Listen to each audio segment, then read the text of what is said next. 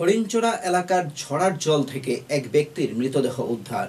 রবিবার সকালে হরিণচড়া এলাকার স্থানীয় লোকজন নদীতে মৃতদেহ দেখতে পায়। ঘটনার খবর দেওয়া হয় আমবাসা থানায় এবং আমবাসা অগ্নিনির্বাপক দপ্তরের। খবর পেয়ে অগ্নিনির্বাপক দপ্তরের কর্মীরা ঘটনাস্থলে ছুটে গিয়ে দেহটিকে উদ্ধার করে কোলাইস্থিত ধলাই জেলা হাসপাতালে নিয়ে যায়। ধলাই জেলা হাসপাতালে নিয়ে গেলে কর্তব্যরত চিকিৎসক মৃত বলে ঘোষণা করেন।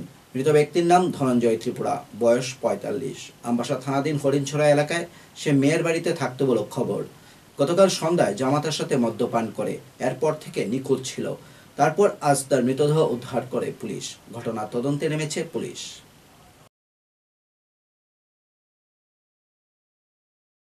পাইছি হরিণচড়া গন্ডাছড়া রোড, এখানে একটা লোক জলের মধ্যে পড়ে রয়েছে। আমরা গেছি স্পটে যাইয়া দেখছি একদম জলে পড়ে রয়েছে। আমরা রিকভারি করছি, কোলাই হসপিটালে কোথায় দিচ্ছি আর কি। নাম কি? এটার নাম হচ্ছে ধনঞ্জয় ত্রিপুরা, আনুমানিক 45 ইয়ার্স। আর হরিণচড়া, আর বাবার নাম হচ্ছে মনমোহন ত্রিপুরা।